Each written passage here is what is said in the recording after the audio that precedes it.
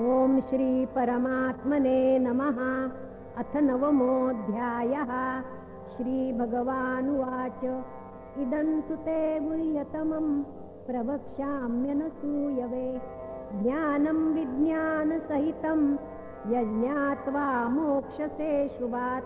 राजविद्या राजगुह्यं पवित्रमिदमुत्तमम्। प्रत्यक्षावगमं धर्म्यं सुसुखं कर्तुमव्ययम्। अश्रद्धदानाः पुरुषा धर्मस्यास्य परन्तप।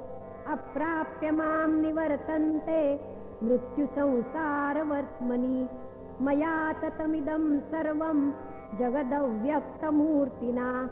मत्स्थानि सर्वभूतानि न चाहं तेष्वस्थितः। न च मत्स्थानि भूतानि पश्य मे योगमैश्वरम्। भूतभृन्न च भूतस्थो ममात्मा भूतभावनः। यथाकाशस्थितो नित्यं वायुः सर्वत्र गो महान्।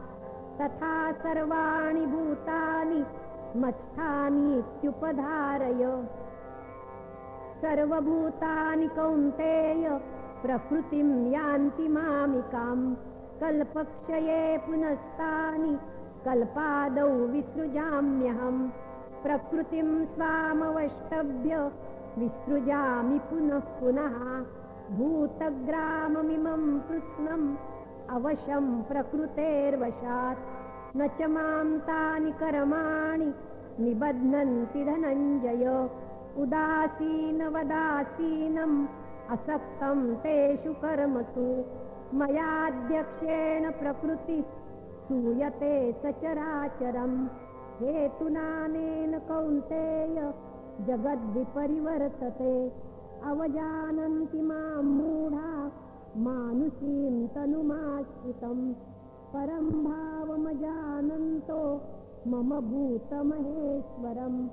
मोघाशा मोघकर्माणो मोघज्ञानाविचेतसः। राक्षसीमासुरीं चैव प्रकृतिं मोहिनीं श्रिताः। महात्मानस्तु मां पार्थ दैवीं प्रकृतिमाश्रिताः। भजन्त्यनन्यमनसो ज्ञात्वा भूतादिमव्ययम्। सततं कीर्तयन्तो मां यतन्तश्च दृढव्रताः। नमस्यन्तश्च मां भक्त्या नित्ययुक्ता उपासते। ज्ञानयज्ञेन चाप्यन्ये यजन्तो मामुपासते। एकत्वेन पृथक्त्वेन बहुधा विश्वतो मुखम्। अहं क्रतुरहं यज्ञः स्वधाहमहमौषधम्। मन्त्रोऽहमहमेवाज्यम् अहम् अग्निरहं हुतम्। पिताहमस्य जगतो माता धाता पितामहः। वेद्यं पवित्रमोङ्कार ऋक्सामयजुरेव च। गतिर्भर्ता प्रभुः साक्षी निवासः शरणं सुहृत्। प्रभवः प्रलयस्थानं निधानं बीजमव्ययम्। तपाम्यहमहं वर्षं निगृह्णाम्युत्सृजामि च। अमृतं चैव मृत्युश्च सदसच्चाहमर्जुन। त्रैविद्या मां सोमपाः पूतपापा यज्ञैरिष्ट्वा स्वर्गतिं प्रार्थयन्ते। ते पुण्यमासाद्य सुरेन्द्रलोकम् अश्नन्ति दिव्यान् दिवि देवभोगान्। ते तं भुक्त्वा स्वर्गलोकं विशालं क्षीणे पुण्ये मर्त्यलोकं विशन्ति। एवं त्रयी धर्ममनुप्रपन्ना गतागतं कामकामा लभन्ते। अनन्याश्चिन्तयन्तो मां ये जनाः पर्युपासते।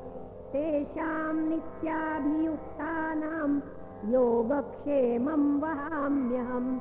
येऽप्यन्यदेवता भक्ता यजन्ते श्रद्धयान्विताः।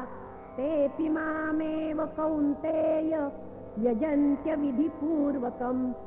अहं हि सर्वयज्ञानां भोक्ता च प्रभुरेव च न तु मामभिजानन्ति तत्त्वेनातश्च वन्ति ते यान्ति देवव्रता देवान् पितॄन् यान्ति पितृव्रताः भूतानि यान्ति भूतेज्या यान्ति मद्याजिनोऽपि माम्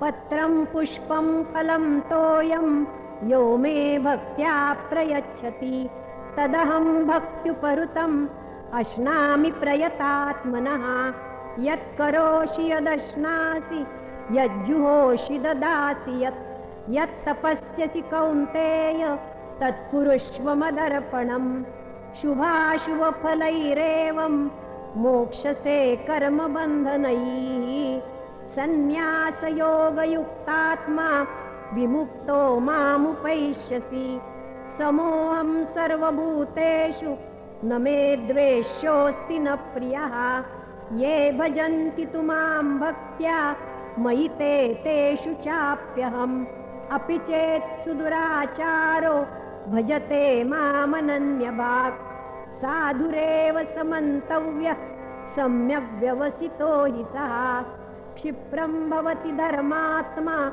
शश्वच्छान्तिं निगच्छति कौन्तेय प्रतिजानीहि न मे भक्तः प्रणश्यति मां हि पार्थव्यपाश्रित्य येऽपि स्युः पापयोनयः स्त्रियो वैश्यास्तथा शूद्रास्तेऽपि यान्ति पराङ्गतिं किं पुनर्ब्राह्मणाः पुण्या भक्ता राजर्षयस्तथा अनित्यमसुखं लोकम् इमं प्राप्य भजस्व माम् मन्मना भव मद्भक्तो मद्याजी मां नमस्कुरु मामे वैश्यसि युक्त्वैवम् आत्मानं मत्परायणः ॐ तत्सत् इति श्रीमद्भगवद्गीतासु उपनिषत्सु ब्रह्मविद्यायां योगशास्त्रे श्रीकृष्णार्जुनसंवादे राजविद्या